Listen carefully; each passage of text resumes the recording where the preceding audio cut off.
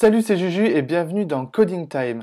Aujourd'hui, petite vidéo spéciale. Ça va pas être comme d'habitude, on va pas faire de la programmation. Je pense que ça va faire partie d'une deuxième catégorie de vidéos où en fait, je fais à chaque fois une petite compilation de conseils ou de tops sur diverses choses. Et aujourd'hui, je vais te donner 10 conseils pour réaliser un super jeu vidéo. Parce qu'après tout, le but de cette chaîne, c'est pas simplement de refaire ce que tu vois dans les vidéos, mais c'est de comprendre pour pouvoir créer tes propres jeux. Mais avant de découvrir ces conseils, générique.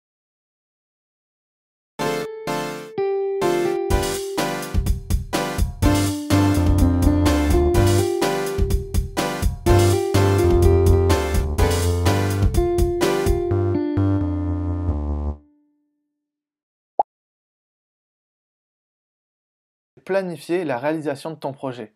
En effet, avant de se lancer dans un projet, il faut connaître la recette. C'est un peu comme si tu es en cuisine et que tu veux faire un gâteau et que tu regardes pas les ingrédients. Tu vas commencer à cuisiner et d'un coup il va te falloir des œufs. Ah mince, j'ai pas d'œufs. C'est exactement pareil pour un jeu vidéo. Pour faire un bon projet, surtout pour les grands projets, il faut se lister ce qu'on a besoin. Les personnages, les ennemis, les sons qu'on compte utiliser, les décors, l'univers graphique, et tout ça, on peut le réunir dans une fiche de conception. La fiche de conception, elle permet à n'importe qui d'imaginer le projet alors qu'il n'est même pas commencé.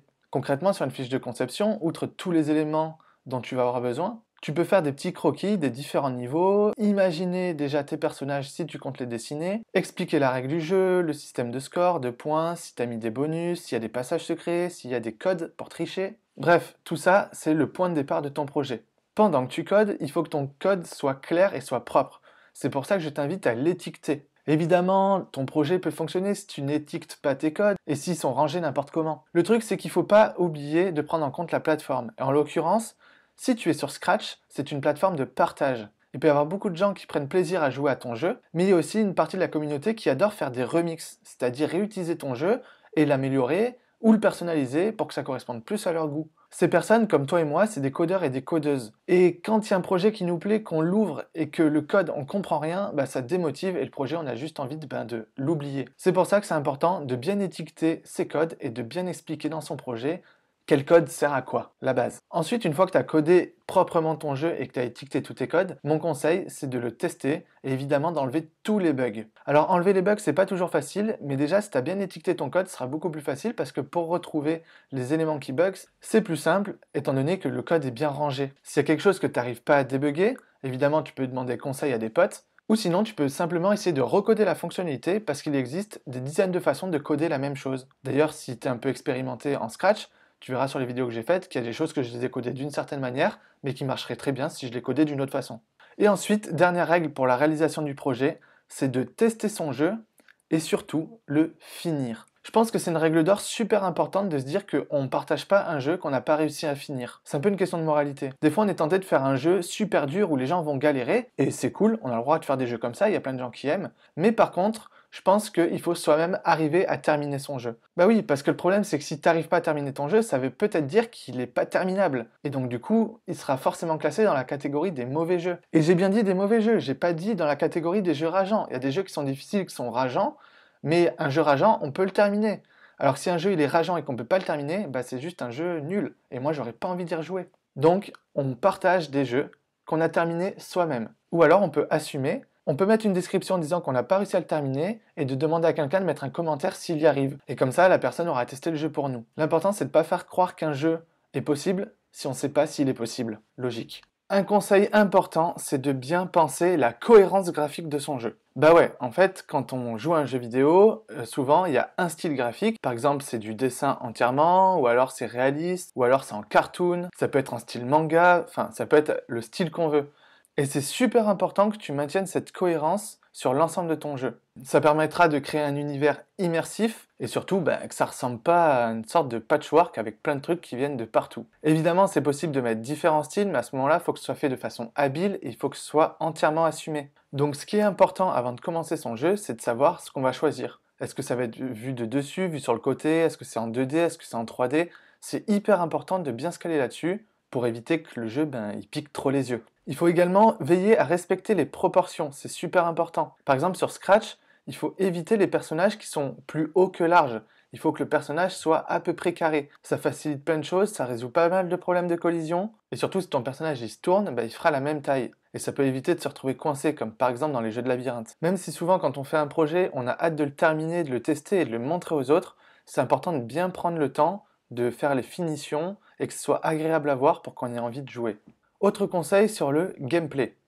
Le gameplay, c'est l'ensemble des conditions que le joueur a pour pouvoir jouer logique. Est-ce qu'il joue à la souris? Est-ce qu'il joue au clavier? Est-ce qu'il joue à la manette? Est-ce que l'interface est compliquée? Bref, tout ça, ça fait partie du gameplay. Un bon jeu, c'est un jeu où le gameplay est simple, les règles sont simples et aussi elles reprennent des principes universels. Par exemple, dans beaucoup de jeux, pour tirer, on appuie sur espace, pour se déplacer, on utilise les flèches. Ce sont un peu des règles universelles, c'est des règles que tout le monde connaît. Si j'arrive sur un jeu que je connais pas, qui a un personnage, j'ai de fortes chances de penser que pour le déplacer, je vais utiliser les flèches. C'est important que le gameplay de ton jeu respecte ces règles. C'est des trucs qu'on retrouve tout le temps. Si tu fais un jeu et que pour se déplacer, il faut utiliser des touches comme P, O et W et, je sais pas moi, échappe, forcément, il va y avoir un problème, puisque on peut pas deviner les touches. Généralement, quand on respecte pas une de ces règles universelles, le joueur il est pas content. Ça provoque de l'incompréhension et surtout ça sort aussi de la logique de toute l'histoire des jeux vidéo. Il faut également que le but du jeu soit clair. Pour ça, il peut y avoir une explication qui s'affiche à l'écran, ou en l'occurrence sur Scratch, je peux mettre une description, et ça c'est super important. Bref, le gameplay, tu l'auras compris, c'est l'ensemble de l'expérience du joueur quand il joue à ton jeu, c'est pour ça qu'il faut veiller à ce que tout soit clair et simple. L'univers sonore. L'univers sonore c'est hyper important, ça permet que le jeu soit immersif. Quand le bonhomme saute, il y a un petit son, il y a une petite musique de fond, les ennemis font un bruit, quand on se prend un dégât, il y a un petit son dédié. C'est pas obligatoire pour que le jeu fonctionne, d'ailleurs on peut jouer au jeu en coupant le son, mais par contre c'est super cool parce que ça permet de se mettre à fond dans le jeu et de profiter à fond de l'univers que tu as créé. Généralement le son c'est secondaire, forcément le plus important c'est que le jeu puisse apparaître, donc c'est la partie graphique, mais un jeu qui n'a pas de son, pour moi ce n'est pas un jeu qui est terminé. En plus rajouter des blocs de son dans Scratch ça va plutôt vite, donc aucune raison de s'en priver. Le contenu facultatif. Alors, autre qualité d'un bon jeu, c'est le contenu facultatif. Je m'explique. Par exemple, si je fais un jeu de tir, la base de mon jeu, c'est j'ai un personnage et il tire sur un ennemi. Ça, c'est la base. Les contenus facultatifs, c'est tout ce qui n'est pas essentiel au jeu, mais qui va faire que le jeu est cool. Ça pourrait être un chronomètre, ça peut être un bonus pour avoir une nouvelle arme, ou être invincible un certain temps, que sais-je. Ça peut être des niveaux supplémentaires, ça peut être des easter eggs. Alors les easter eggs, c'est des petits trucs que tu caches et qui font référence à d'autres trucs qui sont pas dans le jeu. Par exemple, si dans le décor de ton jeu, tu caches une petite photo de ton chat, voilà, c'est un easter egg, c'est un petit clin d'œil, c'est un truc qui fait pas partie du jeu, quoi. Le contenu facultatif, ça peut être aussi un menu, c'est-à-dire qu'avant de commencer le jeu, il y a un menu, une intro, le fait qu'on puisse choisir son bonhomme avant de commencer, bref, plein de choses, quoi. La seule limite, c'est ton imagination et le temps que tu vas passer à coder aussi. Système de score. Alors quand je parle de système de score, j'entends pas par là spécialement le fait de seulement gagner des points. Gagner des points, c'est un système de score. Mais ce qu'il faut comprendre avant tout par système de score, c'est le fait que le joueur va pouvoir savoir s'il progresse ou non. On peut considérer qu'avoir plusieurs niveaux, c'est un système de score. Par exemple, s'il y a 10 niveaux, que la première fois que je joue, j'arrive au niveau 2 et que la fois d'après, j'arrive au niveau 4, je sais que j'ai progressé. Le système de score, c'est mon niveau. Ça peut être un temps et à chaque fois, il faut faire un meilleur temps. Ça peut être un nombre de trucs à récupérer, etc., etc. Bref, c'est quoi l'intérêt du système de score? C'est que le joueur ait envie de faire mieux. Ouais, parce qu'imagine un jeu où tu joues et à la fin tu connais pas le résultat. T'as passé un moment sympa, peut-être, mais si quand tu rejoues tu peux pas savoir si t'as fait mieux, ça perd beaucoup de son intérêt. Faut pas oublier que l'intérêt d'un jeu vidéo, après le divertissement, c'est de se challenger personnellement, de jouer contre soi-même, de faire mieux chaque fois qu'on joue.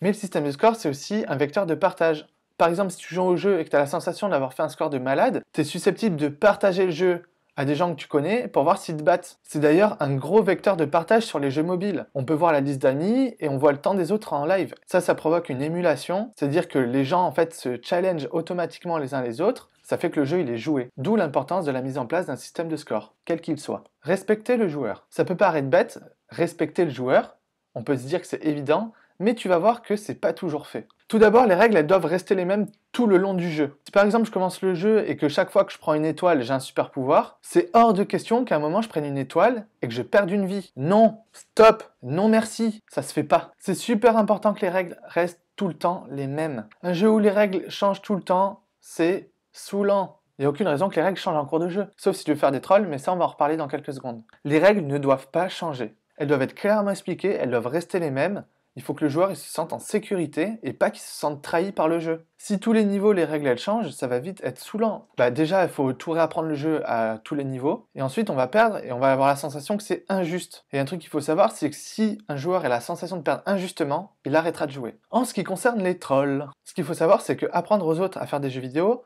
au-delà d'une chaîne YouTube, c'est aussi mon métier. Et j'ai beaucoup de personnes qui kiffent faire des trolls. Attention cependant, souvent le problème des trolls, c'est pas de faire un troll le problème, c'est d'en mettre trop. Et un troll, ça doit être bien amené. Il doit toujours y avoir un petit indice qui laisse penser que c'est peut-être un troll. Ça peut pas être un truc au hasard où le bonhomme marche normal et d'un coup il explose. Normalement quand je marche sur du sol normal il se passe rien et d'un coup je marche sur du sol normal et j'explose. No way. Alors faire un troll oui ça peut être drôle mais il faut le sentir arriver. En fait pour qu'un troll marche, il faut que le joueur ait le doute. S'il y a un petit indice qui laisse penser que peut-être c'est un troll, en fait ce qui est drôle c'est que le joueur va quand même tenter et qu'il va tomber dans le truc. Alors que s'il n'y a aucun indice, bah juste il joue et d'un coup il a perdu.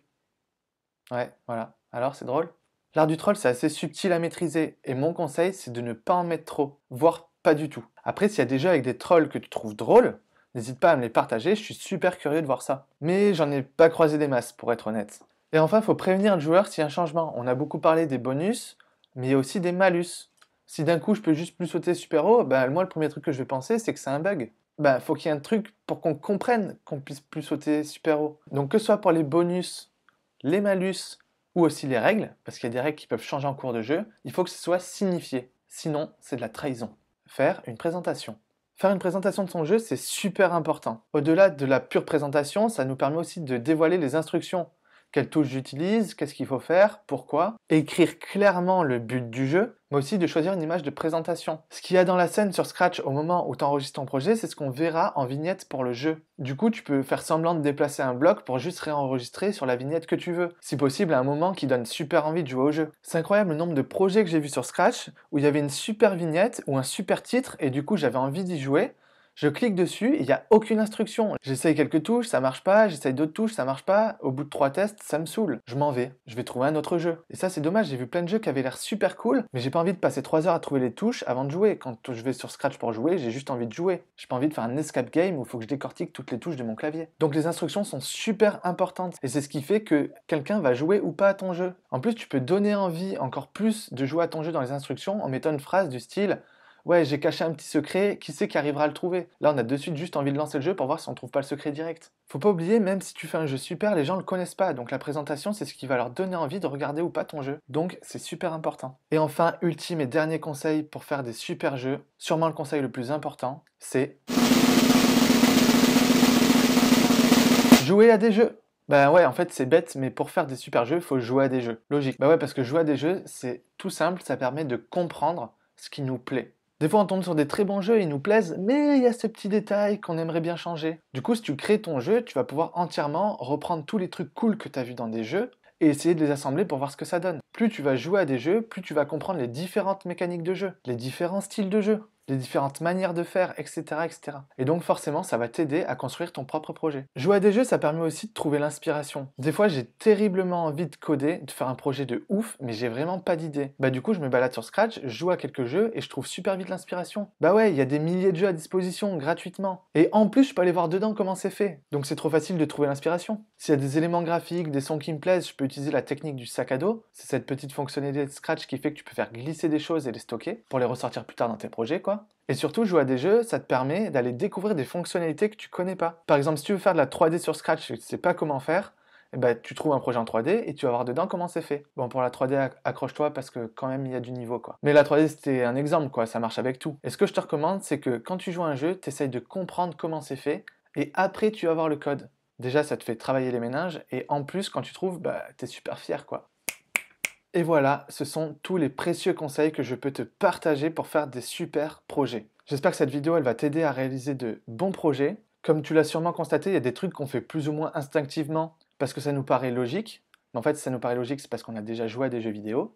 Mais le fait d'évoquer ces points un par un, ça permet d'en prendre conscience et d'apporter un peu plus de soin aux projets que tu peux faire. D'ailleurs, un petit truc que tu peux faire, si tu as plein de projets Scratch qui sont pas terminés ou qui sont terminés ou que tu n'as plus continué, c'est de retourner dedans et de voir quel point tu peux améliorer. Il y a plein de jeux qu'on était content mais qui n'étaient pas super, Eh ben, rien qu'en rajoutant du son, en travaillant l'univers graphique, en mettant des bonus, un système de score, et le jeu devient beaucoup mieux et ça lui offre une seconde jeunesse, et les gens ont envie d'y jouer. Bref, j'espère que tous ces précieux conseils te seront précieux. Ça fait 2 fois précieux, mais bon, tant pis. Si la vidéo t'a plu, n'hésite pas à lâcher un like. Tu peux mettre un commentaire. Alors du coup, pas sous la vidéo, mais un commentaire sur la chaîne. Ouais, sous la vidéo, ils sont pas activés. Tu peux évidemment t'abonner à la chaîne si ce n'est pas déjà fait et cliquer sur la petite cloche pour savoir quand il y a des nouvelles vidéos. Mais surtout, tu peux partager la chaîne. C'est ça qui m'aide le plus. Comme d'habitude, n'hésite pas à m'envoyer tes projets Scratch. J'y jetterai un œil s'il y a une description. Et en attendant la prochaine, paix, amour et confinement.